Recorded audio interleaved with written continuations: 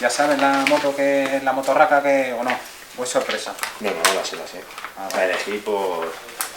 La elegí por fotos. Vale, pues vamos a por ella.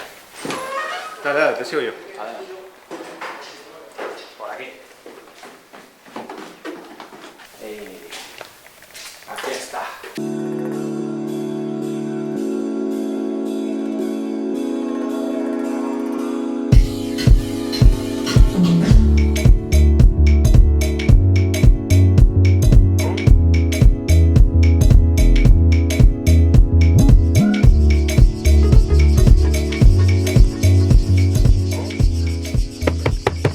¿Qué habrá aquí dentro?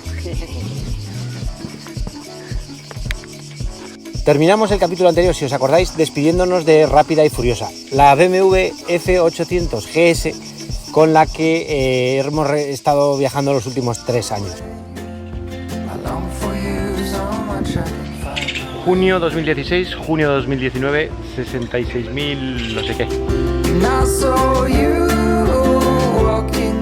Pasamos página. Hoy quería presentaros a nuestra nueva compañera de viaje, la que yo he considerado que es más oportuna para continuar con esta vuelta al mundo por etapas. Pero eso, ¿cuál es la moto ideal? Tampoco es una ciencia exacta, ni hay una sola verdad, ni mucho menos, ¿no? Cada uno tiene su opinión. Esta semana se han cumplido 10 años del primer post en Cinewan.com, que se tituló Golpe de suerte y que ya hablaba en aquel momento de la moto ideal para viajar por el mundo. En aquel momento estaba pensando en viajar desde España hasta Australia, y aunque valoré diferentes modelos y diferentes cualidades, al final me decanté por una Honda Varadero 1000, que era la moto que había tenido durante los últimos años y que no me había dado ningún problema. Mi mayor temor eran los últimos kilómetros de Irán y Pakistán, y sobre todo tener una avería en mitad de la nada y no saber resolverlo. Luego, viajando con mi amigo Simon, resultó que su Honda Transal dio muchos problemas en mitad de la nada, y bueno, lo resolvimos. What's happening with your motorbike? Are you recording this? No. Eso fue la principal razón por la cual hice un viaje de 40.000 kilómetros desde España hasta Australia con una moto, en principio, no adecuada para ese viaje, ¿no? El resultado de aquello es que 8 meses después llegué hasta Sydney en mi Honda Varadero. Aquel viaje me cambió la vida por completo y vine de allí ya trastornado y empecé a hacer los cambios para tener la vida que tengo ahora. En ese viaje se me quitaron muchísimas tonterías de la cabeza. Primero, que la moto perfecta no existe. Unas van a ir mejor en un tipo de terreno y otras en otro. Yendo solo, acompañado, más peso, menos peso, hay diferentes teorías. Luego, que el mundo no está tan difícil o tan poco desarrollado como algunos flipados nos cuentan en las redes sociales. Y al final, despacio, con cualquier moto, llegas hasta cualquier sitio. Habrá veces que por tu moto disfrutarás más en campo, en sitios complicados, y otras veces más en asfalto. Pero al final, la experiencia nos dice que cualquier moto llega hasta cualquier sitio.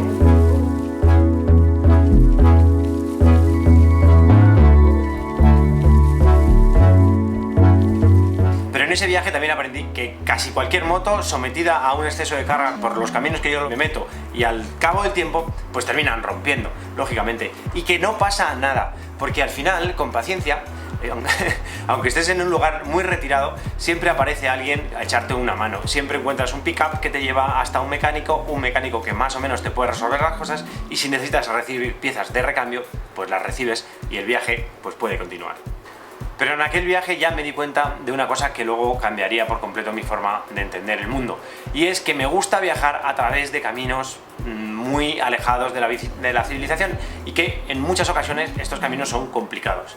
Subiendo a Muktinat, un pueblo en Nepal a 3.700 metros, con otro viajero, Reynold, que iba con una Africa Twin, ahí me di cuenta de que si quería viajar a través de estos caminos y quería disfrutarlos, necesitaba una moto más ligera y que fuera mejor en off-road. Al regresar de ese viaje, en el que había sido feliz todos los días prácticamente, pues volví trastornadísimo y decidí que quería intentar seguir viajando por el mundo en moto.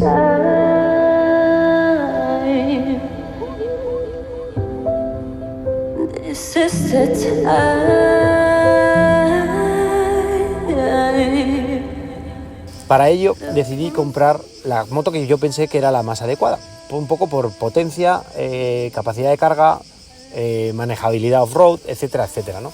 Para mí esa moto en aquel momento era la BMW F800 GS. Esa primera 800 GS, la gris, nos acompañó en los siguientes 5 años por África.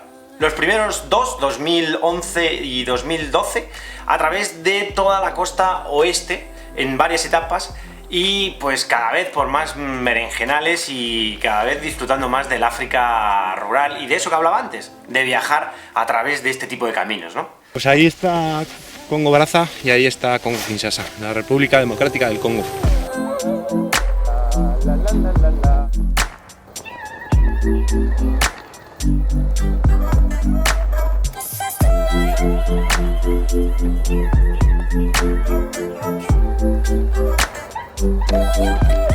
Y en los siguientes 3 años, pues desde mediados de 2013 hasta mediados de 2016, nos acompañó por la costa oeste, en lo que probablemente ha sido la época más intensa y más complicada a nivel ruta motera de toda esta vuelta al mundo.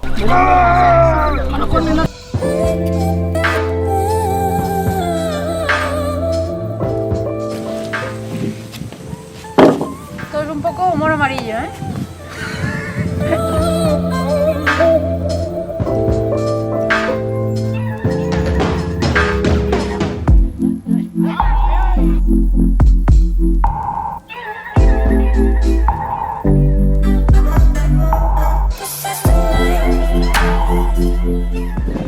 Se han enrollado y nos han dejado pasar. Un lujo, ¿no? Pero un lujo.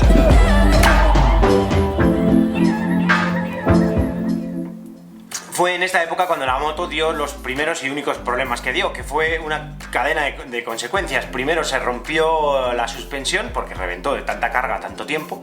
Eso hizo que la moto tocara. Lo que rompió una vez el cárter, me arreglaron el cárter en un sitio muy alejado y me metieron aceite muy malo de coche y eso hizo que a los días el embrague patinara y al final me quedara sin embrague. Unas semanas después tuvo la última avería, que fue el relé de la bomba de gasolina, que lo resolví también en mitad de la nada y gracias a mi amigo David de Rolen. Todas estas averías finalmente se resolvieron y tuve, creo que, gracias a ellas, las mejores experiencias del viaje. Y siempre, al final, pude continuar el camino.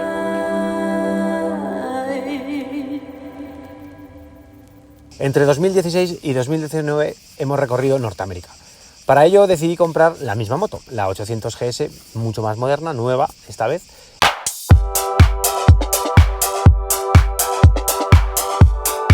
El otro día bauticé a esta moto como Rápida y Furiosa, porque pensándolo, siempre por circunstancias hemos ido deprisa con esta moto. Empezó el viaje con Solaris en Nueva York, que tenía que regresar pronto él y tuvimos que correr a través de la Transamerican Trail. Luego continué yo la Transamerican Trail, pero se acercaba el frío en Estados Unidos y me tuve que desviar y salir a la Ruta 66, correr hacia Los Ángeles y San Diego. Luego, eso sí, recorrí Baja California con ella bastante pausado, ha sido la única época tranquila. No sé cómo coño la voy a sacar de ahí. Pero después, estando en el sur, mi amigo Marco de Tijuana me dijo que se iba con unos colegas a Alaska y me fui con ellos. Otra vez corriendo hasta Alaska, que está muy lejos. Marco Salgado. Aquí estoy presente. 8 días. ¿Kilómetros? Kilómetros, 6.500 kilómetros y contando. 6.500 kilómetros, 8 días y llegamos a Alaska. Y luego, desde Alaska, que está muy lejos, tuve que bajar y recorrer otra vez todos Estados Unidos de costa a costa para terminar la Transamerican Trail. Otra vez de prisa.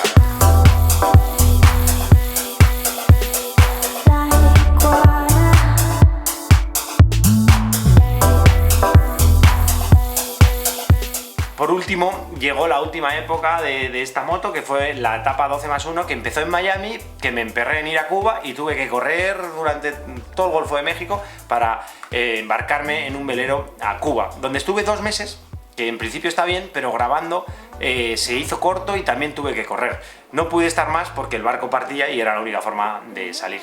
El año pasado, como bien sabéis muchos de vosotros, hice un inciso en América para intentar llegar a Mongolia con un nuevo modelo de moto, una BMW F850 GS que me cedió BMW para este viaje. La realidad es que nunca llegué a Mongolia, pero que la disfruté muchísimo, hice mucho off-road y vine muy enamorado de la moto. Pero la elección de la moto que nos va a acompañar en los próximos años se puso más complicada todavía el año pasado, que BMW me cedió una GS 1250 para hacer un pequeño viaje por Portugal. Y la verdad es que también me enamoré de ese motorraco. Y así, a lo tonto, dándoos la matraca aquí en este pinar, hemos llegado hasta el año 2019 y a esta etapa 15, que ha sido un poco diferente, más corta de lo normal, porque este año está siendo complejo. Por el 10º aniversario y porque, como bien sabéis, porque soy muy cansino, he escrito un libro, El mundo del moto con Charlie Siniwan, que por cierto, ya va por la segunda edición. Gracias. La etapa 15 empezó en México, pero realmente empezó en Tarifa, hablando justo de esto, del libro que estuve allí escribiendo, y termina aquí en Teruel con este último capítulo. A partir de ahora viene la etapa 16, que va a empezar dentro de unos días a grabarla, que va a ser la Vuelta a España, y después vendrá la 17, que volveré a México. Tanto la 16 como la 17 las vamos a hacer con ese motorraco que está ahí detrás, que podía haber sido una F850 GS como con la que me fui a Mongolia, que podía haber sido también una 1250 como con la que estuve en Portugal hace unos meses, pero que finalmente pues ha sido otra, que es esta.